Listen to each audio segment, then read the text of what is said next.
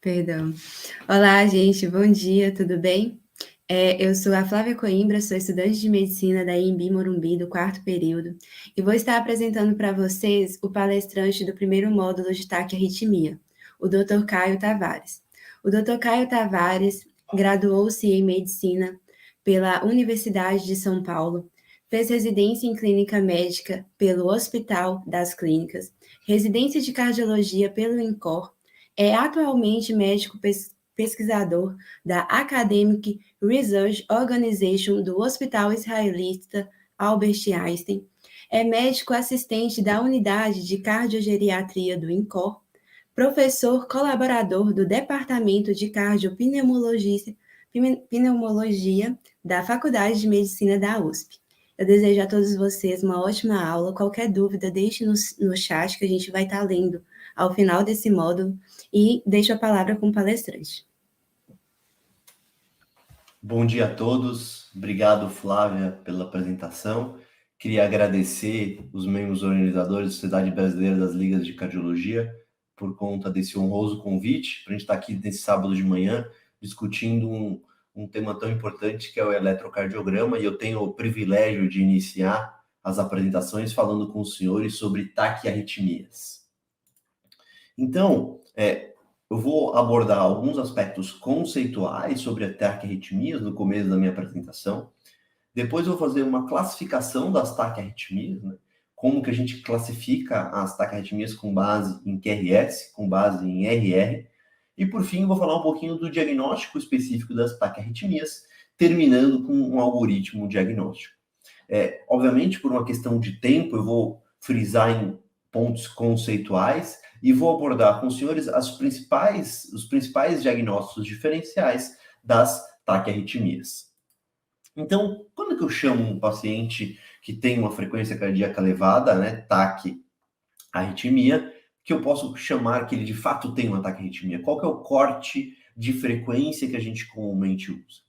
Então, se você for ler a maior parte dos artigos e a maior parte das definições, tanto em livros, texto, como em artigos científicos, utiliza o corte de frequência cardíaca acima de 100 batimentos por minuto, embora existam alguns autores que sugiram que eu devo chamar de fato um paciente que tem uma taquiarritmia quando a frequência cardíaca estiver acima de 110, mas a maior parte dos autores usa o corte de 100 batimentos por minuto, e aqui relembrando que a gente está falando de indivíduos adultos, né? A gente teria uma frequência cardíaca que seria esperada de acordo com a idade, e a gente, em geral, acompanha isso por uma tabela em que a gente tem os percentis de frequência cardíaca, né, esperado de acordo com meses de vida e nos primeiros anos de vida.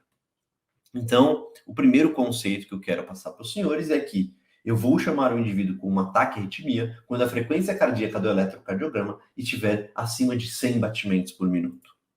E aí vem o primeiro desafio, né? Muitas vezes, quem ainda está se iniciando com o eletrocardiograma, está aprendendo a visualizar o eletrocardiograma, fica na dúvida, né? Como que eu vou contar a frequência cardíaca no eletrocardiograma?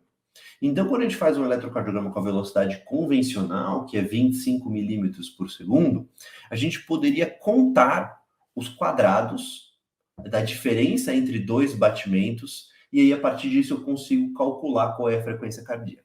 Então, como que a gente chega nisso? Né? Então, como eu comentei, se a velocidade do eletrocardiograma é de 25 milímetros por segundo, ou seja, para cada 1 milímetro do eletrocardiograma, eu tenho 0,04 segundos. Então, se a gente pegar um segundo inteiro, eu vou ter 25 milímetros. 1 minuto tem 60 segundos, ou seja, em 1 minuto eu teria 1.500 milímetros. E a partir disso, eu vou ver a frequência cardíaca através do intervalo RR, então eu vou pegar dois complexos QRS subsequentes, e aí eu vou contar qual é a diferença de quadrados ou quadradinhos que eu tenho entre eles. Se eu contar esses quadrados maiores, com as linhas em negrito nas pontas, que cada quadradão eu tenho 5 quadradinhos, então cada quadradinho desse aqui eu tenho 0,04 segundos, ou seja, 40 milissegundos. E para cada quadradão eu tenho 0,2 segundos. Então, se eu pegar um QRS aqui, por exemplo, no exemplo que eu estou mostrando para vocês, eu vou contar que tem 1, 2, praticamente 3 quadradões entre os dois QRS. Ou seja, se eu dividir 300 por 3, eu teria uma frequência cardíaca aqui de 100 batimentos por minuto, que por uma coincidência é exatamente o corte que a gente utiliza para chamar de taquiarritmia. Mas eu poderia contar também os quadradinhos entre eles, sobretudo se os quadradões não ficar... Aqui deu um exemplo que eu tenho exatamente 3 quadradões entre os complexos QRS, mas às vezes essa diferença não é tão fácil, então fica no meio do quadradão, então aí seria mais fácil eu contar o número de quadradinhos que eu tenho. Aqui eu tenho 1, 2, 3, 4, 5, 6, 7, 8, 9, 10, 11, 12, 13, 14, 15 quadradinhos, né, que são exatamente 3 quadradões. Se eu dividir 1.500 por 15, eu tenho a frequência cardíaca de 100 batimentos por minuto. Então, isso é uma opção. Então, contar o número de quadradões ou o número de quadradinhos. Se eu contar o número de quadradões, eu vou dividir por 300 pelo número de quadradões, eu tenho a frequência cardíaca. Ou se eu contar o número de quadradinhos, eu vou fazer 1.500 dividido pelo número de quadradinhos, eu também tenho a frequência cardíaca. Uma outra maneira que tem, isso obviamente, se a relação é fixa, né, do intervalo de tempo que o eletrocardiograma é adquirido, eu sei exatamente cada quadradinho ou cada quadradão, o quanto de frequência eu teria, né? Então, para quem visualiza o eletrocardiograma diariamente, às vezes vai ficar contando os quadradinhos, você já sabe se, a partir de um complexo QRS que começa numa linha espessa, né, uma linha de um quadradão, se o próximo QRS cair na outra linha, você já sabe automaticamente que eu teria 300 dividido por 1, a frequência seria de 300. Se fosse no segundo, 150. No terceiro, 100. Então, seria um jeito de você já saber automaticamente, visualizar, não precisar fazer essa conta de 300 ou 1.500 dividido pelo número de quadradinhos, porque você já sabe de praxe contar isso, né? Então, se eu vou pegar aqui, eu pego um QRS que cai bem em cima de uma linha espessa. O próximo, se eu caísse antes, o QRS cair em cima da próxima linha espessa, a frequência é 300. Na outra, 150. Na terceira, 100. Na quarta, 75. Na quinta, 60. E na sexta, 50. A frequência, 50 batimentos por minuto. Nada mais é do que aquela regra, só que você já decorando o quanto que representa cada operação matemática de acordo com o número de quadradões. E uma terceira alternativa, que é uma terceira alternativa que é extremamente interessante, sobretudo quando os QRS são irregulares, como mostro aqui nessa figura, né? Então, você contar aqui o número de quadradões, por exemplo, entre esses dois complexos, ou entre esses dois complexos, eu teria uma frequência cardíaca totalmente diferente. Então, quando você tem, sobretudo, um ritmo irregular, você pode contar o número de QRS que eu tenho em D2 longo, né? O D2, em geral, quando você adquire com a velocidade convencional, a gente tem 10 segundos ali, então basta você contar os números de QRS que eu tenho e multiplicar por 6, que você tem a frequência cardíaca para aquele dado momento. Então aqui, por exemplo, eu tenho 1, 2, 3, 4, 5, 6, 7, 8, 9, 10, 11 QRS. Se eu tenho 11 QRS, eu multiplico por 6, eu tenho a frequência cardíaca de 66 batimentos por minuto. Então, aqui a gente sabe que tem 10 segundos, é só contar o número de QRS e multiplicar por 6, que eu tenho a frequência cardíaca por minuto. Então, aqui por esse exemplo, como eu comentei, 11 QRS vezes 6, eu tenho a frequência cardíaca de 66 batimentos por minuto. É importante sempre olhar se o eletrocardiograma foi adquirido com a velocidade convencional, que é de 25 milímetros por segundo, porque todas essas regras só se aplicam quando ele foi feito com essa velocidade. Então, lembrando que em D2, aqui, em geral, é a derivação mais inferior do eletrocardiograma, né? Fica aqui o D2 no momento curto, e eu tenho o D2 numa fase que é adquirida, que dura 10 segundos, basta eu contar os QRS nesse momento e multiplicar por 6, que eu tenho a frequência cardíaca do paciente. Então, beleza. Então, sabemos que taquiarritmia representam frequências acima de 100. Eu sei contar a frequência cardíaca, seja contando o número de quadradões, de quadradinhos, ou decorando a regra do 350, 100, 300, 150, 100, 75, 60, 50, que representam a frequência cardíaca de acordo com a diferença entre dois QRS, quando um cai exatamente em cima de uma linha grossa, ou através da contagem dos números de QRS em D2 e multiplicando por 6, ou contando o número de quadradinhos e quadradões que tenham de diferença entre os dois QRS. E aí vem o terceiro ponto. Quando eu falo em uma taquiarritmia, como eu sei que aquele ritmo é um ritmo não sinusal, então a taquicardia sinusal, que seria nada mais do que aumento da frequência cardíaca de forma fisiológica pelo seu próprio nó sinusal, como que eu identifico que aquele ritmo é um ritmo não sinusal? Então, como que eu identifico o ritmo sinusal, né? Então, quando a gente fala da despolarização ventricular e atrial, o estímulo normalmente ele é gerado no nó sinusal, aqui no átrio direito, na região mais superior e direita do átrio direito, e esse estímulo ele vai despolarizar o átrio direito, ele vai correr pelo feixe de Bachmann e vai despolarizar o átrio esquerdo. E a gente lembra que numa circulação normal, não patológica, a única comunicação entre os átrios e os ventrículos do ponto de vista elétrico acontece no nó atrioventricular, que tem a função de lentificar a condução elétrica a ponto de eu permitir o enchimento ventricular de maneira adequada pelos átrios durante a fase de diástole. Então, eu tenho a lentificação da condução aqui no nó AV, que tem essa capacidade intrínseca, fisiológica, que a gente chama de condução decremental, de reduzir a velocidade da condução elétrica entre os átrios e os ventrículos, e o estímulo elétrico desce pelo feixe de His, depois ramo esquerdo, ramo direito, e vai despolarizar o ventrículo. Então, num ritmo sinusal, eu esperaria que o vetor da despolarização atrial, representado pela onda P, ele tenha exatamente essa característica aqui no plano frontal. Então, estamos falando de D1, 0 graus, AVF mais 90 graus, AVL menos 30 graus. Então, a despolarização atrial fica, quando eu tenho um ritmo sinusal, usualmente, entre 0 e 90 graus.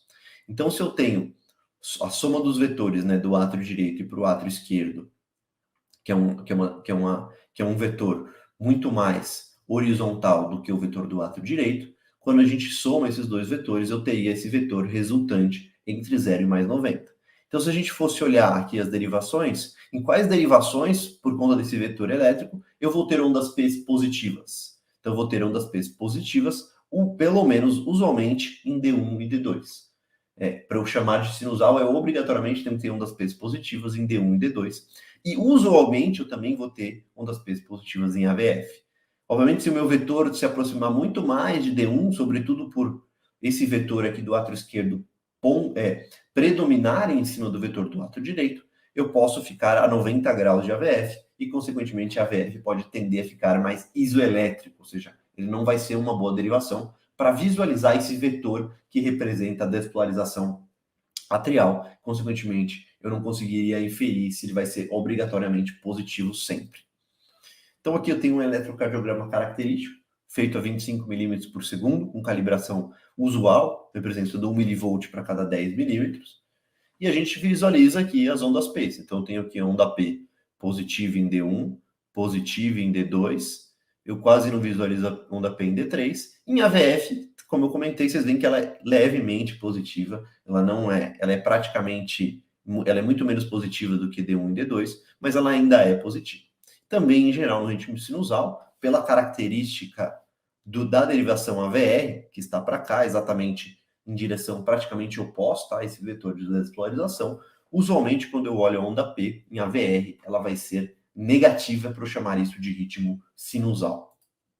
Então, dando um zoom aí nas ondas P, vocês conseguem ver essa característica da onda P, positiva em D1, positiva em D2, e aqui isoelétrica, mas discretamente, né, tem uma leve deflexão positiva em AVF, caracterizando o ritmo sinusal clássico.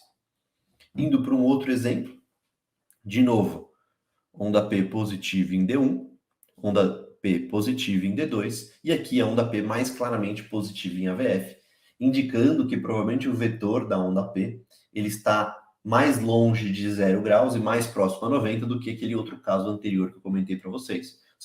O AVF está conseguindo ver bem esse vetor da despolarização atrial do ritmo sinusal. Então, vamos lá. Sabemos que ataque a arritmia é frequência acima de 100, sabemos contar a frequência, sabemos identificar o ritmo sinusal através da visualização das ondas P no plano frontal, com ondas P positivas em D1, D2 e usualmente positivas em AVF.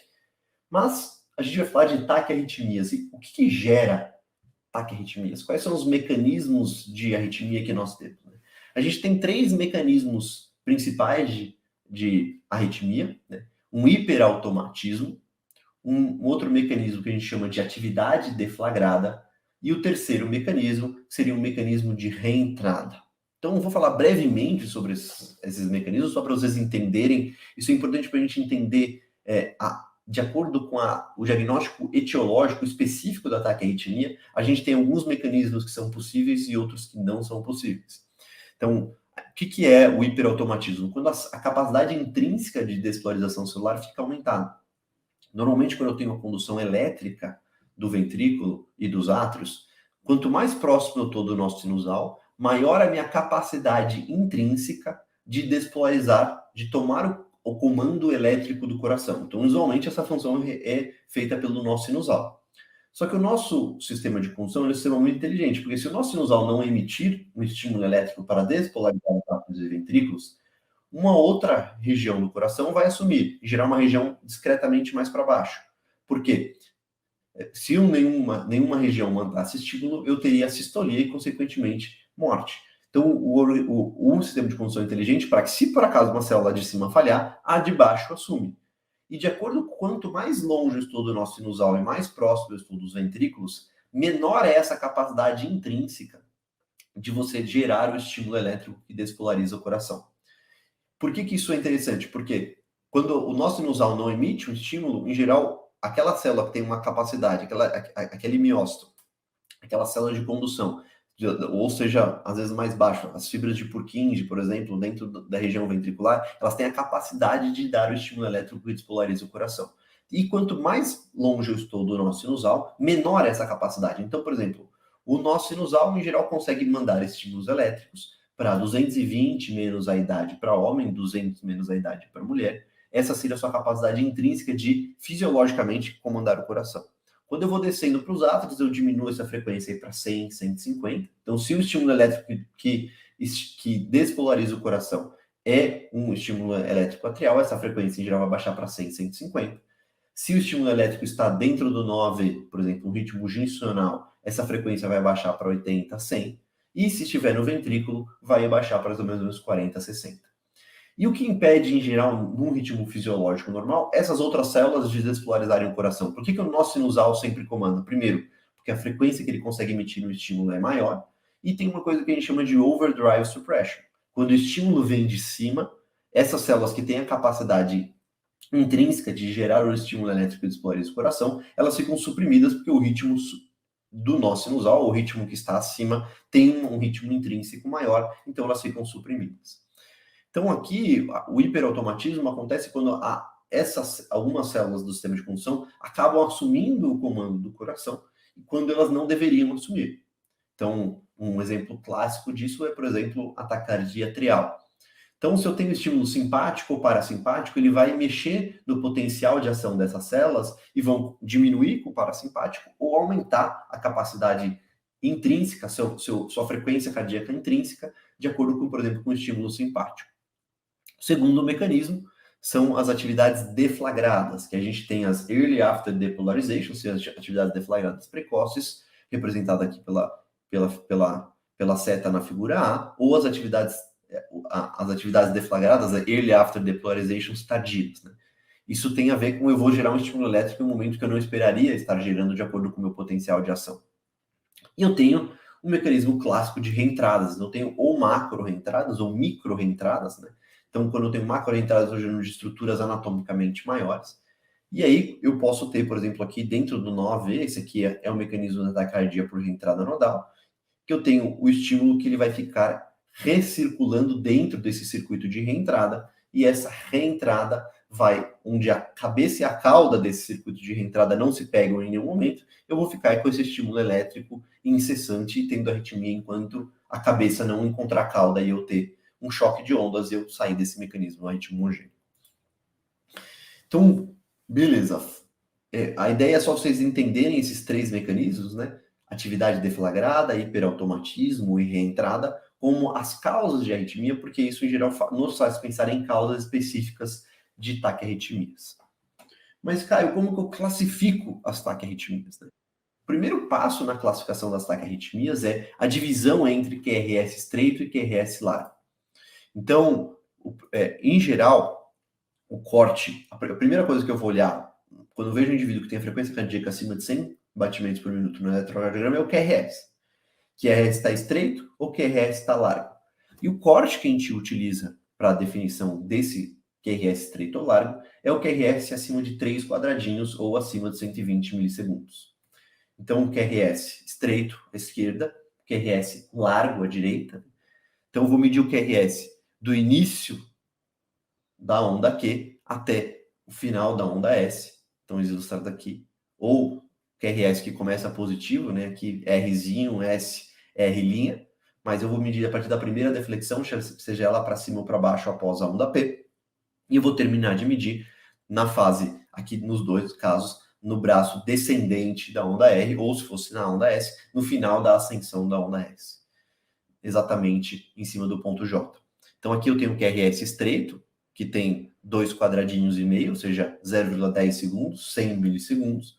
E aqui eu tenho um quadradinho que tem exatamente a duração de um quadradão, né? Que seria 200 milissegundos ou 0,2 segundos. Isso é extremamente importante porque quando eu falo de QRS estreito, eu vou chamar genericamente todas as causas de taquicardia supraventricular, porque se o QRS é estreito, eu sei que o estímulo veio de cima, e se o QRS é largo, eu sei que o mecanismo que está gerando a arritmia, que está despolarizando os ventrículos, veio abaixo do feixe de His, ou seja, é infrarriciano, e a gente sabe que essa representa uma taquicardia ventricular.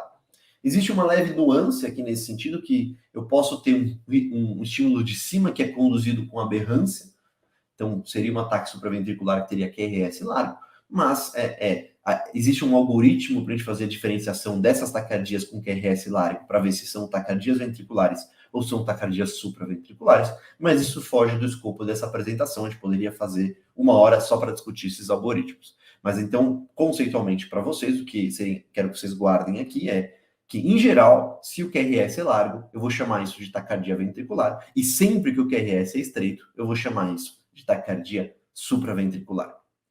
Então, essa divisão aqui no feixe de His, eu vou chamar, quando eu falo de taquicardia ventricular, eu sei que a arritmia está sendo gerada na região ventricular, e eu sei se o QRS é estreito, ele está sendo gerado na região supraventricular. Então, essa é a primeira divisão que a gente faz quando a gente olha um eletro com frequência cardíaca acima de 100, é o QRS é estreito ou o QRS é largo. QRS largo, em geral, eu vou chamar de taquicardia ventricular, como eu comentei. A gente poderia ter uma taquicardia supraventricular que é conduzida com aberrância para o ventrículo, ou seja, eu tenho, por exemplo, já um bloqueio de ramo esquerdo, um bloqueio de ramo direito, e quando eu tenho uma taquicardia supraventricular, o QRS vai continuar sendo largo, porque o QRS basal dele já é largo. E eu tenho as taquicardias supraventriculares, aqui dando 2 exemplos para vocês. Aqui um exemplo clássico de uma taquicardia supraventricular. Vocês conseguem ver que o QRS é estreito. Treinem visualizar qual que é a frequência cardíaca aqui. Vou dar aí 10 segundinhos para vocês treinarem a frequência cardíaca.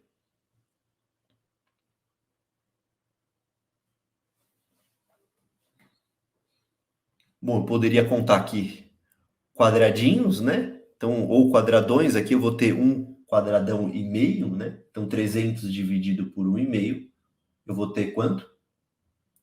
200, a frequência cardíaca de 200 batimentos por minuto. Vamos contar D2 só para ver se bate? 1, 2, 3, 4, 5, 6, 7, 8, 9, 10, 11, 12, 13, 14, 15, 16, 17, 18, 19, 20, 21, 22, 23, 24, 25, 26, 27, 28, 29, 30, 31, 32. 32 vezes 6, 180, 192. Então, aproximadamente aí parecido com a contagem de quadradinhos. Então, aqui eu tenho uma taquicardia com QRS estreito. Então, por definição, uma taquicardia supraventricular. E nos próximos slides eu vou destrinchar quais são as causas de taquicardia supraventricular. E aqui eu tenho uma taquicardia com QRS largo, né? Então, aqui é um Holter, vocês conseguem ver que o indivíduo tem um QRS estreito de base e ele engata uma taquicardia com QRS largo, aqui uma taquicardia ventricular clássica, com uma frequência, também a gente poderia contar a frequência do Holter, uma frequência próxima aí a 150, 160 batimentos por minuto. Seguindo, então, quando a gente olha um eletro com um ataque à arritmia, frequência acima de 100, primeira coisa que eu olho, QRS estreito ou largo, QRS largo, chamo de taquicardia ventricular, QRS estreito, chamo de taquicardia supraventricular. A segunda coisa que eu vou olhar é o RR. o RR pode ser regular ou o RR pode ser irregular. Então, aqui um exemplo clássico de um RR irregular. Então, Caio, como assim? Aqui a frequência está muito alta. Para mim, esse RR está regular. Então, tentem entender que, por exemplo, eu tenho aqui, vocês estão vendo o meu mouse, imagino eu. Então, se eu tenho aqui um RR que está com 2 quadradões e meio, enquanto aqui eu tenho um QRS que tem um quadradão e um quadradinho, praticamente.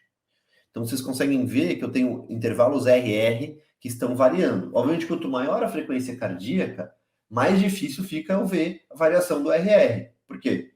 Um vai sempre parecer que está mais próximo ao outro. Então, treinem e meçam sempre se o RR está regular ao longo de todo o traçado. Vamos voltar naquele lá para vocês verem. Ó.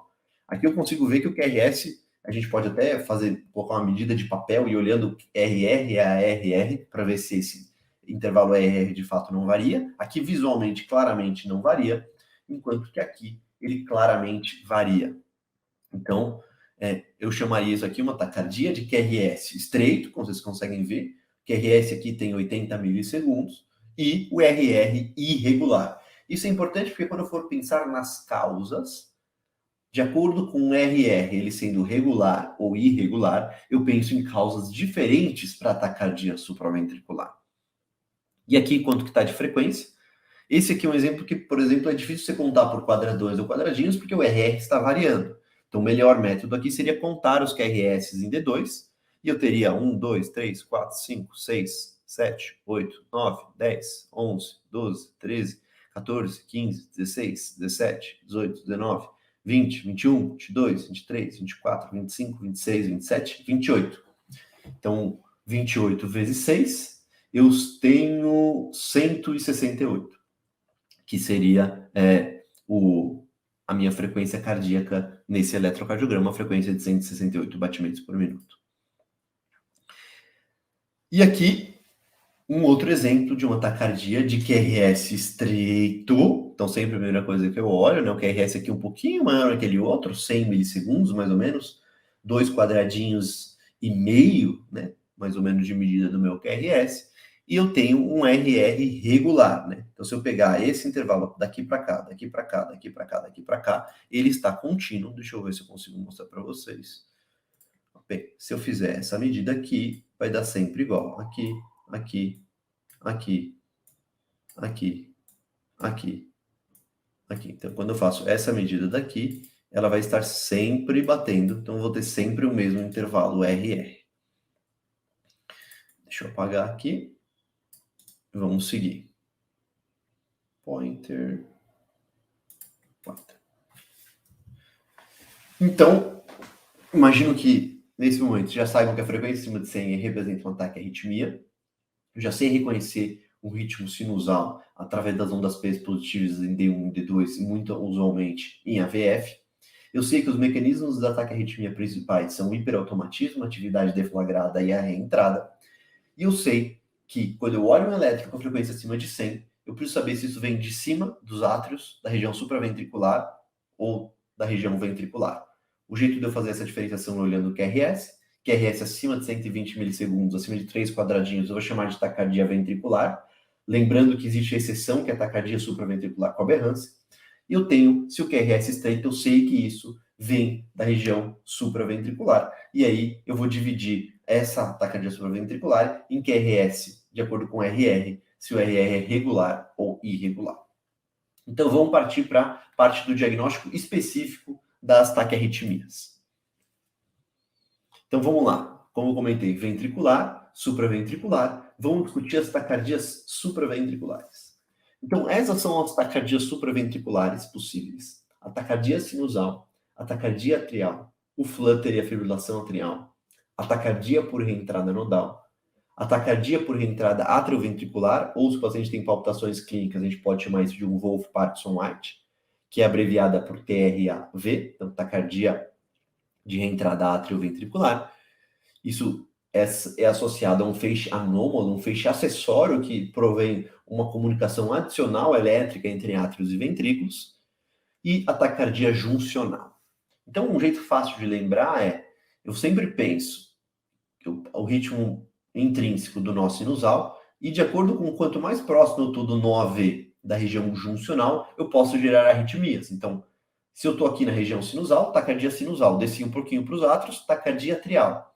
Desci para átrio direito e átrio esquerdo. O flutter atrial, átrio aurícula esquerda, região das veias pulmonares, fibrilação atrial. Desci para a região do nó AV, taque por reentrada nodal.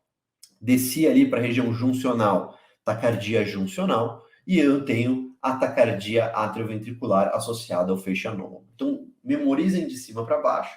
É importante que cada uma dessas arritmias, em geral, tem uma frequência cardíaca. Então, quando você olha o eletrocardiograma pela frequência cardíaca que você tem ali do ritmo atrial, então, não a frequência ventricular, que isso depende também da condução do nó AV, mas o ritmo das ondas P's ou ondas F's que eu tenho, eu consigo estimar qual é a minha arritmia. Então, vou mostrar para vocês. Vamos partir para a primeira, que é a taquicardia sinusal. Né? A taquicardia sinusal não é uma arritmia propriamente dita. Ela representa uma resposta fisiológica apropriada a alguma condição clínica, né? Então, anemia, febre, infecção, dor, choque, hipotensão, ela é secundária a alguma outra coisa, né? Ela acontece por um hiperautomatismo, você tem ali, em geral, o tônus simpático predominando e aumentando a sua frequência cardíaca. E, em geral, ela respeita aquele range esperado de frequência cardíaca que eu comentei com vocês, 220 menos a idade para homem, 200 menos a idade para mulher. Então, eu vou ter sempre uma onda P que está gerando um QRS, e essa onda P é uma onda P sinusal, como eu comentei, e sempre a proporção 1:1, uma onda P gerando um QRS.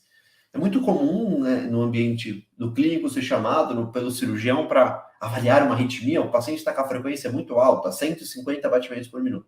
E a hora que você olha o eletrocardiograma, a frequência cardíaca é uma frequência representada por um ritmo sinusal, ou seja, uma taquicardia sinusal. E, em geral, isso gera uma angústia, sobretudo dos colegas não clínicos, de falar, putz, vamos tratar essa arritmia. Não, essa arritmia está acontecendo secundária a alguma coisa. Você tem que tratar essa outra coisa, né? Às vezes até o tromboembolismo pulmonar pode gerar uma taquicardia sinusal, uma alteração comum no eletro do tromboembolismo pulmonar. Mas, em geral, você vai atrás da causa base. Ele está com febre, ele está com dor, ele está anêmico. Será que ele não está com uma infecção? Será que não é uma sepse? Será que não é um tromboembolismo pulmonar? Então, você vai atrás da causa. Ela é uma resposta fisiológica a alguma coisa que está acontecendo. Ela é a pontinha de um iceberg. Ela em si não faz mal, porque ela é uma resposta fisiológica a algo que está acontecendo. Então, aqui um eletrocardiograma de uma taquicardia sinusal. Vocês conseguem ver que eu tenho onda P positiva em D1, positiva em D2. Em AVF também é positiva nesse caso. Então, onda P que está com o eixo mais próximo aí aos 90 graus do que aos 0 graus. E eu tenho a frequência cardíaca aqui, vamos contar, pela regra das linhas espessas. Então, se tem um QRS que cai aqui bem em cima de uma linha espessa. Se caísse aqui, seria 300. Se caísse aqui, seria 150. Se caísse aqui, seria 100.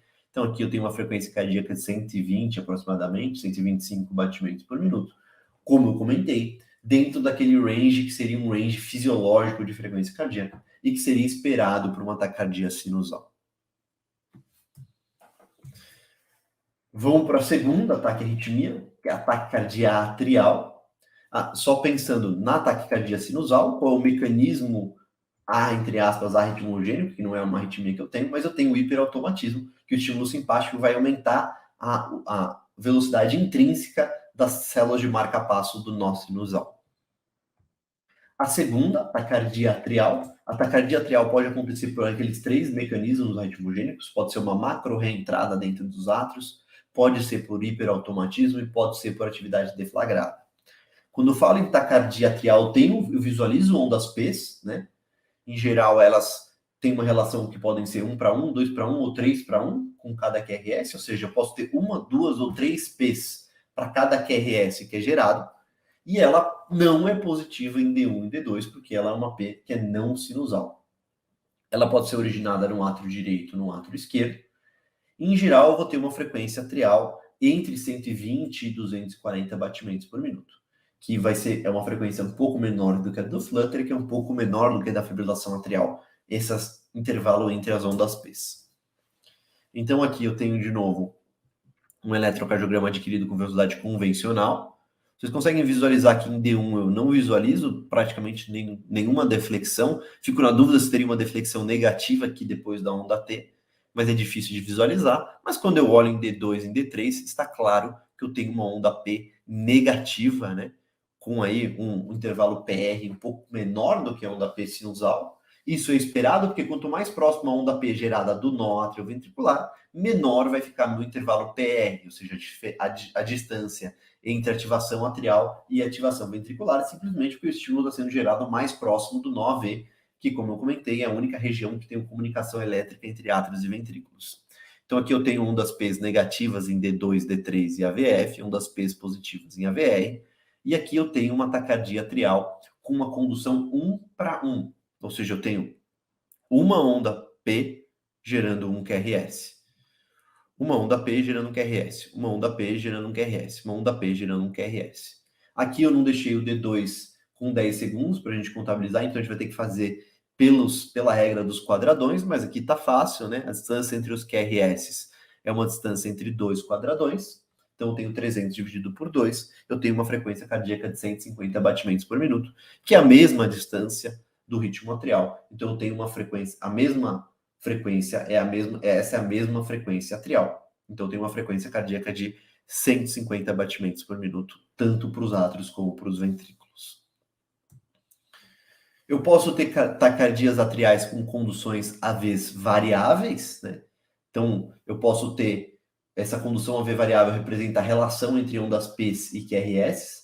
Eu posso, como eu comentei, ter uma relação 1:1, 2:1, 3:1, e eu chamo de variável quando dentro do mesmo elétron eu visualizo que essas relações variam, né? Então aqui eu consigo ver, por exemplo, vamos lá. Eu estou vendo aqui que eu tenho uma onda P aqui, uma onda P aqui e uma onda P aqui. Aqui em V1 está mais fácil de ver, por exemplo, eu tenho uma onda P caindo aqui, uma outra P caindo aqui, uma outra onda P caindo aqui, uma outra onda P caindo aqui, uma outra onda P caindo aqui. Então eu tenho, por exemplo, um QRS que foi gerado a partir de uma condução que seria 1, 2, 3, 4:1. Depois eu tenho um que é gerado numa condução 1, 2, 3:1. E eu tenho um depois que é gerado com uma frequência muito maior. Tem uma onda P caindo aqui, que ela está meio embutida no QRS, não dá para ver, mas seria 1, 2, 3, 4, 5, 6, 7:1. E quando eu olho aqui em D2 longo, eu consigo ver que eu tenho uma variação do intervalo RR, tá visível, né? Vocês conseguem ver que esse RR aqui teria 1, 2, 3 quadradões, uma frequência cardíaca de 100, enquanto que aqui eu teria uma frequência cardíaca muito mais longa, muito maior, né? Um intervalo RR muito maior, com 1, 2, 3, 4, 5 quadradões e meio, que seria a diferença entre eles. Então aqui eu teria uma taquicardia atrial com condução AV variável.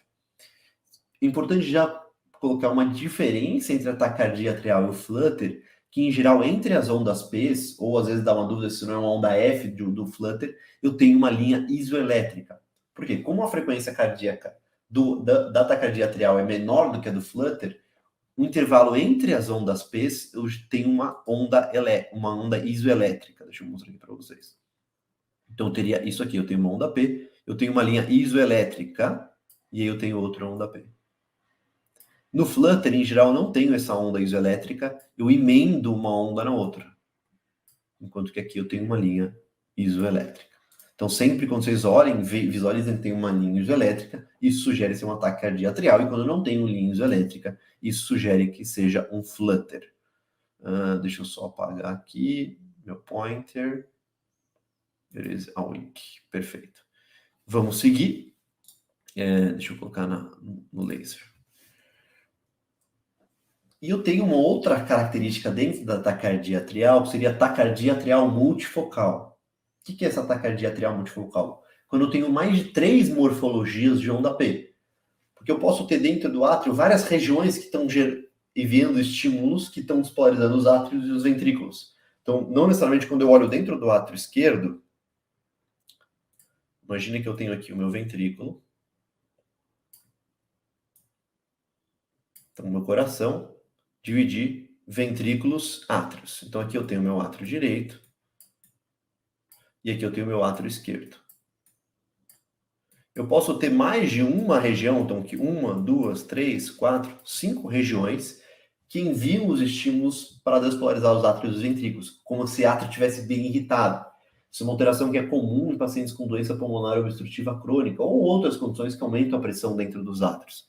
Então, eu teria várias morfologias de P distintas, né? Então aqui eu consigo ver, por exemplo, eu tenho essa morfologia de onda P aqui, eu tenho uma outra morfologia de onda P caindo aqui, e eu teria, vamos achar aqui, uma onda P bem mais achatadinha aqui. Eu tenho essa onda P que é mais reta, retificada, mais curtinha, mais bonitinha do que aquela outra. Eu tenho uma outra morfologia de onda P aqui. E se você for olhar em D1, em D2 e AVF, nenhuma dessas vai ter critério para onda P de ritmo sinusal. Então, uma taquicardia que eu tenho mais de 3 morfologias de P e essas P são não sinusais, eu chamo isso de uma taquicardia atrial multifocal. É importante que a taquicardia atrial multifocal, ela, em geral, vai gerar um RR irregular. Enquanto que a taquicardia atrial, que tem uma condução fixa, né, 2:1, 3:1 ou 1:1, ela vai ter o RR regular. E a taquicardia atrial com bloqueio atrioventricular variável, aquela que oscila entre 2:1, 3:1, 4:1, 5:1, ela também, em geral, vai gerar o RR irregular. Deixa eu apagar tudo aqui. Vamos para a opção de pointer, laser. Vamos seguir. Então, falamos da taquicardia sinusal, falamos da taquicardia atrial, vamos falar um pouco do flutter. O flutter, como eu comentei, ele pode confundir-se com a taquicardia atrial. Em geral, o flutter ele tem uma macro reentrada dentro do átrio direito, e essa macro reentrada acontece na região do istmo cavo tricuspídeo, ou seja, na região das desembocaduras veias cavas e da tricúspide, e a frequência do flutter é um pouco acima da frequência da taquicardia atrial, que a taquicardia atrial em geral fica entre 150 e 250, o flutter fica uma frequência um pouquinho mais alta, a frequência atrial entre 250 e 350. O flutter é dito como atípico ou típico, de acordo com a morfologia das ondas F. Então, se as ondas F são negativas nas derivações inferiores, D2, D3 e AVF, e positivas em V1, eu chamo isso de um flutter típico. E o flutter atípico, que em geral é o flutter que não roda no istmo cavo tricuspídeo, em geral tem a mesma polaridade entre as derivações inferiores, D2, D3 e AVF, e V1. Mas existem outras classificações, essa é a classificação que é mais usada para a definição do flutter típico atípico. Eu poderia chamar o flutter que roda horário ou anti-horário, de comum ou incomum, mas eu acho que isso é uma sofisticação que vocês não precisam saber.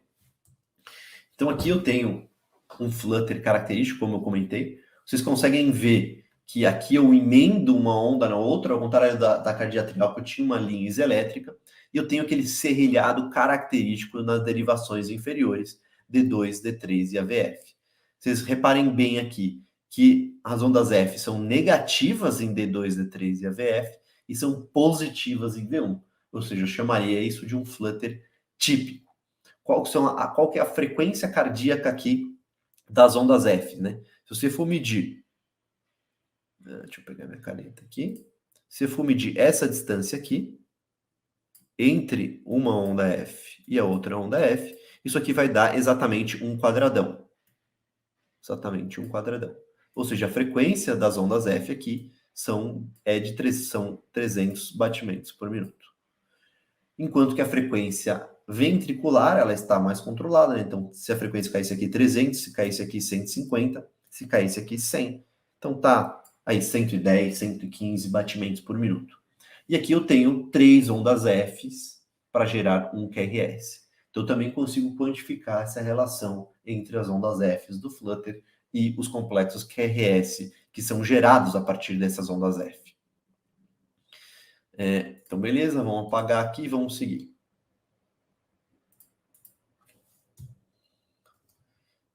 Dando um zoom aí nas ondas Fs do flutter, vocês conseguem ver aqui que eu tenho esse serrilhado nas derivações inferiores. E esse serrilhado é negativo comumente nas derivações inferiores. Então, falamos da taque sinusal, da taque atrial, da flutter, e vamos falar um pouquinho da fibrilação atrial, né? A fibrilação atrial é uma arritmia extremamente comum. Eu tenho um ritmo caótico dentro dos átrios, então eu não tenho nenhuma contração ordenada dentro dos átrios. Quando não tem uma contração ordenada dentro dos átrios, isso favorece o desenvolvimento de formação de coágulos dentro da região auricular esquerda, ou seja, dentro do apêndice atrial esquerdo e também dentro do átrio esquerdo. E uma das complicações do AVC é o tromboembolismo sistêmico. Se ele for para o sistema carotídeo vertebral, eu tenho um AVC. ele pode ir para os membros inferiores e causar uma oclusão arterial aguda, ele pode caprichosamente entrar também no ósseo da coronária e causar um infarto, mas eu tenho mais comumente o AVC e a oclusão arterial aguda como uma complicação embólica da fibrilação arterial. Ela tem uma relação com o envelhecimento, então quanto mais idosa a sua população, maior a prevalência da fibrilação atrial. É um ritmo, como eu comentei, caótico e, portanto, eu não tenho nenhuma atividade elétrica organizada dentro do átrio esquerdo e, consequentemente, eu não tenho a formação de onda P na visualização do eletrocardiograma de 12 derivações. Eu tenho uma frequência mais alta do que do flutter, então, se eu for pegar essas pequenas oscilações da linha de base, que são o ritmo caótico da fibrilação atrial, eu medir essas duas pequenas oscilações, essa frequência vai ser mais alta, em 350 e 450. E esse caracterizado por esse tremor da linha de base, que ele é melhor visualizado em V1 e D2.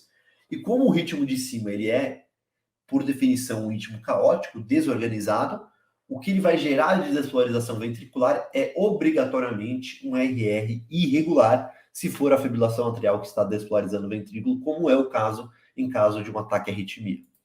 Então vamos mostrar um exemplo aqui de uma fibrilação atrial.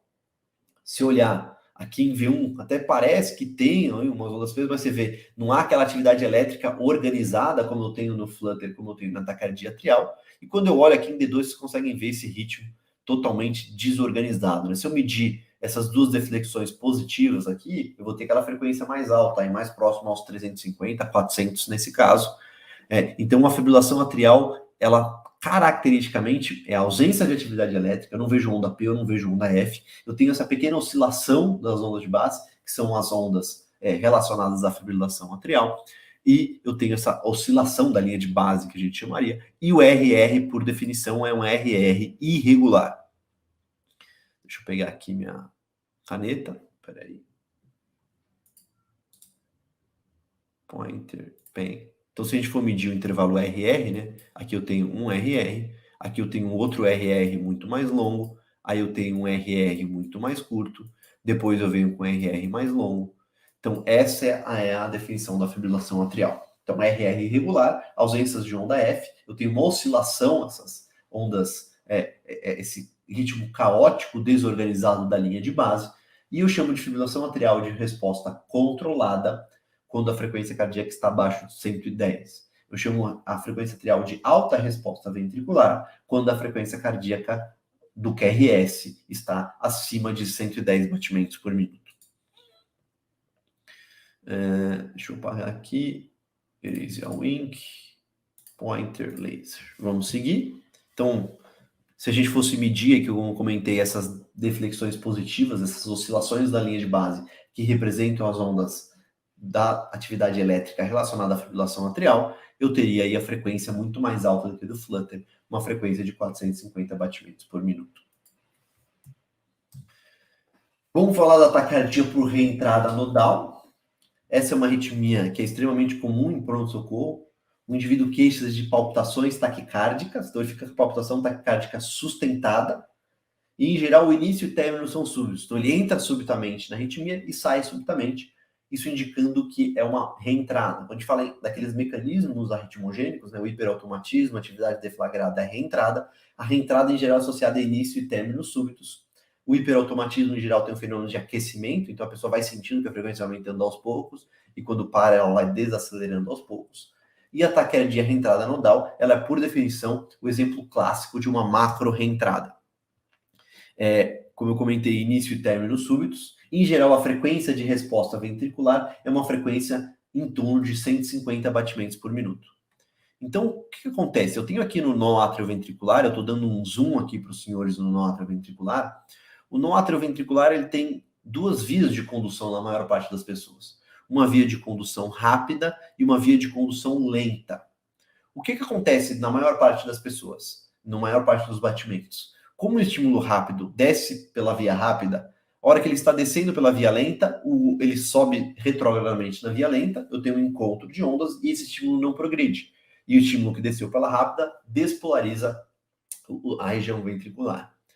No entanto, quando a gente olha a capacidade de repolarização dessa região, a via de condução rápida, ela tem um tempo para repolarização maior. enquanto que a via lenta tem um tempo para repolarização menor. É meio paradoxal isso mesmo. Quanto mais rápida a condução, mais eu vou gastar para repolarizar. Quanto mais lenta a condução, menos eu vou gastar para repolarizar. Então, como que eu entro numa taquicardia reentrada nodal e vocês vão entender por que é súbito? Em geral, tem uma extrasístole supraventricular, ou seja, normalmente o estímulo vem do nó sinusal, desce na região AV, desce pela lenta, desce pela rápida, desce mais rápido pela rápida, encontra a lenta descendo e esse estímulo não progride, e o estímulo que desceu pela rápida despolariza os ventrículos. Quando eu tenho uma extrasístole, ou seja, eu estava com a frequência de 100 batimentos por minuto, tum, tum, tum, aí de repente um estímulo atrial manda um estímulo antes do que deveria para vir, e logo depois que veio o estímulo do nó sinusal. Esse estímulo que é gerado aqui na região atrial, ele vai chegar no nó atrioventricular, ele vai encontrar uma via rápida que não consegue conduzir, porque ele está no período refratário, e uma via lenta que consegue conduzir. Então, esse estímulo vai descer pela via lenta, vai subir pela rápida, e quando ele subir pela rápida, ele vai encontrar o quê? A via lenta já conseguindo repolarizar. E aí eu vou ter dentro do nó AV essa macro reentrada em que o estímulo vai ficar reentrando, ou seja, vai ficar circulando dentro do nó AV e vai ficar despolarizando átrios e ventrículos simultaneamente. Então, se eu flagrasse um Holter de um indivíduo entrando numa taquicardia por reentrada nodal, maior parte das vezes é que tem duas taquicardias por entrada nodal, a comum e a incomum, a atípica ou a atípica. Mas para a maior parte das pessoas, é o estímulo da região supraventricular, eu tenho uma extrasístole, e aí eu tenho um PR que alarga, porque o estímulo desceu pela via lenta do nó AV, e depois eu engato essa frequência cardíaca de 150 batimentos por minuto, em que eu não visualizo a onda P. Por quê? A onda P está sendo gerada junto com o QRS. Como o QRS eu tenho muito mais massa ventricular, eu tenho muito mais voltagem no QRS do que na onda P, eu não consigo, em geral, visualizar essa onda P no meio do QRS. Então, esse é um eletrocardiograma de um paciente que eu atendi há um tempo atrás, com uma taquicardia por reentrada nodal. Como eu comentei, se vocês contarem a frequência cardíaca, vai dar praticamente 2 quadradões, então eu tenho uma frequência cardíaca de 150 batimentos por minuto. QRS estreito, RR regular. Taquicardia por reentrada nodal vai gerar o RR regular. Se a gente contar a diferença entre... o RR, vocês vão ver aqui que é o RR regular, e vocês não visualizam uma onda P claramente. Né? Então, o eletrocardiograma da taquicardia por reentrada nodal, a onda P, como o estímulo está sendo gerado ali no nó atrioventricular e o estímulo está indo para átrios e ventrículos simultaneamente, a onda P está embutida no meio do QRS e eu não consigo visualizar ela em geral, a não ser que eu tenha um eletro prévio para comparar. Por quê? Eu posso mudar levemente a morfologia do QRS e aí, se eu tenho o QRS prévio, eu consigo ver onde que parece ter uma onda P. No eletrocardiograma da taquicardia por reentrada nodal, a descrição clássica é a do pseudo-S em D2, D3 e AVF e o pseudo-R' em V1. Por que pseudo? Seria aonde estaria caindo a onda P no meio do QRS ou no finalzinho do QRS, e isso vai me parecer que aquilo lá faz parte do QRS, mas na verdade é uma onda P. O único jeito de eu ver se é de fato a onda P que estava caindo ali é eu comparar um eletro com o paciente fora do episódio de palpitação, fora do episódio de taquiarritmia, ou seja, ou eu tenho o eletro basal dele, ou eu faço medidas para reverter essa taquicardia por reentrada nodal e repito o eletrocardiograma, que foi o que foi feito aqui. Se a gente olhar o QRS nativo dele, você vê que ele não tem aquela onda S em D2, D3 e AVF, e ele não tem o R' em V1. Então, voltando aqui, olhem aqui, o R' em V1, então essa deflexão no final, positiva no final do QRS, isso sumiu em V1, e aqui a onda S em D2, D3 e AVF, eu também não tenho aqui no meu eletro pós-crise. E por que a onda P fica negativa em D2, D3 e AVF? Porque como o estímulo vem do nó AV, ele vai despolarizar os átrios no sentido oposto do nó sinusal. Então eu vou ter ondas P's negativas, onde usualmente eu tenho ondas P's positivas. Dicas para o diagnóstico. Então, como eu comentei, o pseudo-S em D2, D3 e AVF e o pseudo-R' em V1. Então, aqui comparando o eletrocardiograma da crise, como eu mostrei para vocês, D2 e V1 e do ritmo sinusal, a gente vê que aqui eu tenho essa deflexão positiva, né? Como o QRS é estreito, é o mesmo QRS que está sendo gerado. Eu sei que essa onda S da crise, na verdade, não era do QRS, era a onda P que estava caindo aí retrogradamente, quando eu comparo com o ritmo sinusal. E a mesma coisa em V1, né? Você vê que você tem uma deflexão positiva no final do QRS, seria onda P positiva caindo ali, e quando eu olho pós-crise, sumiu essa deflexão positiva, e aí eu posso chamar isso de pseudo-S em D2, D3 e AVF e o pseudo-RLI em V1. Em geral, é mais comum em mulheres, entre 30 e 60 anos, e tem um sinal clínico característico, que é o frogging. Vou mostrar para vocês aqui, também é o eletro desse mesmo paciente. Deixa eu pegar aqui.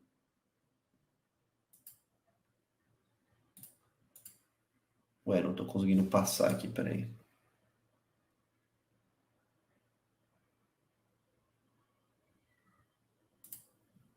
Agora foi.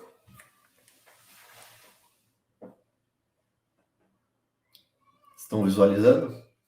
É o sinal do frog, né? Parece aquele pescoço do sapo, quando o sapo fica...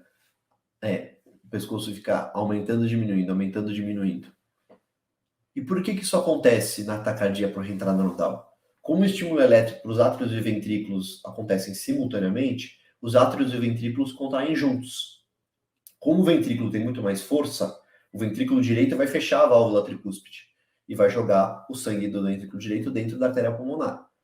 Como o átrio direito também está contraindo, ele está contraindo contra uma válvula tricúspide fechada.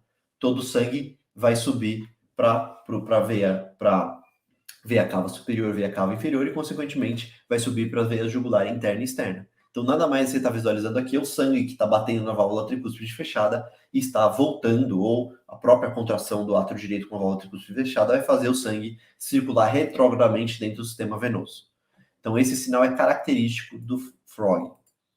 É muito comum os pacientes relatarem diurese abundante após os episódios, porque como o átrio também tem capacidade de soltar peptídeos natriuréticos que vão estimular a diurese, quando ele contrai com uma válvula tricúspide fechada, a percepção que a pressão ali está muito aumentada, e isso é um estímulo para a produção de hormônio natriurético atrial.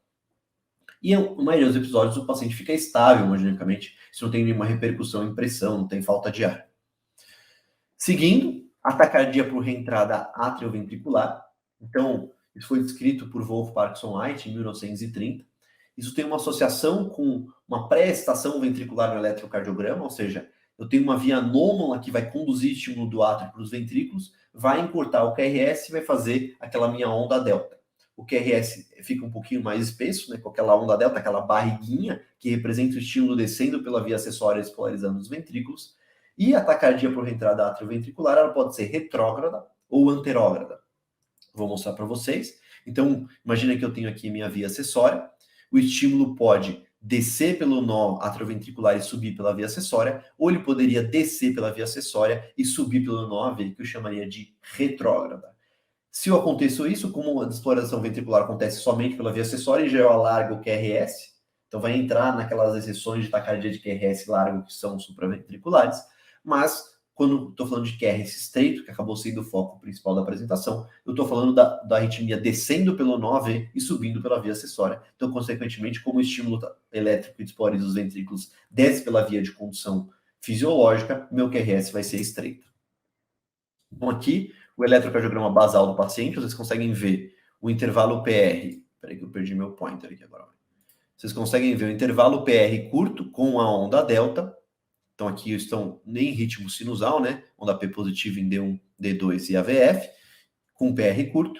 E quando eu vou para a arritmia, eu tenho uma taquicardia de QRS estreito, RR regular, em que eu também não visualizo aqui, nesse caso, minha onda P, porque ela está embutida no QRS. E eu tenho que ter informações prévias, ou pensar epidemiologicamente, um indivíduo muito jovem, eu devo pensar na taquicardia ventricular ortodrômica.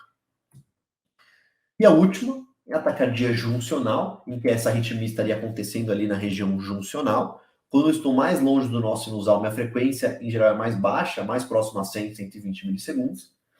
Eu posso ter um PR muito curto, porque o estímulo está sendo gerado muito próximo, ou posso ter, inclusive, a onda P no meio do QRS ou levemente depois. E aí, como o estímulo, o átrio está polarizando de baixo para cima, e da direita para a esquerda, e da esquerda para a direita, eu vou ter ondas P's negativas em D2, D3 e AVF.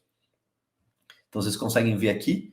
Então, esse aqui é meu QRS. Eu tenho uma onda P caindo aqui. Esse aqui está bem fácil de visualizar. E essa onda P ela é negativa com essa frequência aí, ao redor de 100, 120 batimentos por minuto. Vamos juntar tudo para terminar a apresentação. Então, pego um eletro, frequência cardíaca acima de 100. Primeira coisa que eu vou olhar é o QRS. QRS estreito ou QRS largo? QRS largo, maior que 120 milissegundos. Eu vou pensar em TV polimórfica, TV monomórfica, ou aquelas atacardia supraventricular com aberrância, incluindo-se aí a atacardia ventricular antidrômica, ou seja, ela desce pela via acessória e sobe pelo 9. QRS estreito, eu vou olhar o RR, regular ou irregular. RR irregular, vou pensar em fibrilação atrial, flutter com BAV variável, taque atrial multifocal ou tacardia atrial com bloqueio atrioventricular variável. RR regular, eu vou pensar em flutter, tacardia atrial, tacardia juncional, tacardia sinusal, tacardia por reentrada nodal ou tacardia atrioventricular. Era isso que eu tinha para falar para os senhores sobre o diagnóstico eletrocardiográfico das tacardias, das taquiarritmias, com o foco na tacardia supraventricular, que é a arritmia, são as arritmias mais frequentes no nosso meio. Então, acho que a gente tem um tempinho para discussão. De novo, queria agradecer aos membros da comissão organizadora o convite. Então, professor, muito obrigada. A aula foi realmente maravilhosa e a gente tem algumas dúvidas aqui no chat. A Ana Júlia Gomiero perguntou: o uso de estimulantes como energético tendem a gerar mais taquiarritmias supraventriculares? Perfeito, Ana. Essa é uma pergunta extremamente interessante que gera dúvidas nos cardiologistas até hoje. A gente tinha a impressão que o indivíduo que tinha o risco de ter um ataque à arritmia, a gente contraindicava o consumo de cafeína, porque isso a gente tinha a impressão que isso geraria mais episódios de arritmia supraventricular. Mas alguns estudos randomizados recentes, randomizaram pacientes para tomar café com ou sem cafeína, mostraram que aparentemente o consumo de cafeína em si não aumenta o risco de você ter uma arritmia supraventricular. O que acontece quando você faz consumo de cafeína, você tem aumento sim da sua frequência intrínseca. Então você, não necessariamente você vai ter uma taquicardia sinusal, não necessariamente você vai passar a barreira dos 100 batimentos por minuto, mas você vai aumentar sim sua frequência cardíaca basal depois de tomar um café ou depois de tomar um energético que tenha alguns dos estimulantes, sobretudo aqui a gente está falando da cafeína, né, que a gente tem convencionalmente, tem taurina, tem outras substâncias que também vão aumentar um pouco o tônus simpático, vão agir ali, estimulando o aumento da frequência cardíaca. Mas é difícil você correlacionar, a gente tem poucos estudos que correlacionam o consumo desses energéticos com outras arritmias supraventriculares. Então, o que a gente tem de melhor evidência é com cafeína, com o resto a gente tem estudos observacionais, né? Não seria ético você randomizar um paciente para tomar uma substância que pode ter um risco para ele, ou não, cafeína é uma coisa muito mais comum, seria muito mais ético, mas a evidência vem de estudos observacionais que estão sujeitos a vários tipos de vieses, né? O indivíduo que tem arritmia, em geral, ele vai tentar se lembrar mais do que ele tomou do que aquele que não tem. Mas então, de maneira geral, o que a gente pode afirmar com mais certeza é o consumo de cafeína, que ele vai aumentar um pouco a frequência cardíaca, mas não necessariamente ele vai gerar arritmias ventriculares ou supraventriculares. Ótimo. A Bianca Pimenta de Matos tem uma dúvida. Ela diz: em relação ao flutter atrial, teríamos diferença em conduta para o típico e atípico? Perfeito, Bianca. É extremamente interessante, ainda bem que você pontuou que foi uma coisa que eu não falei na aula, quando eu tenho um flutter típico, a gente sabe que ele está rodando no istmo cavo tricuspídeo. Então, minha terapia curativa do flutter, que seria eu fazer uma ablação por catéter, ele é muito mais fácil porque ele está dentro do átrio direito, numa região que é anatomicamente de fácil acesso, ou seja, eu faço uma punção venosa, chego no átrio direito, eu consigo identificar esse circuito da arritmia e consigo fazer uma ablação.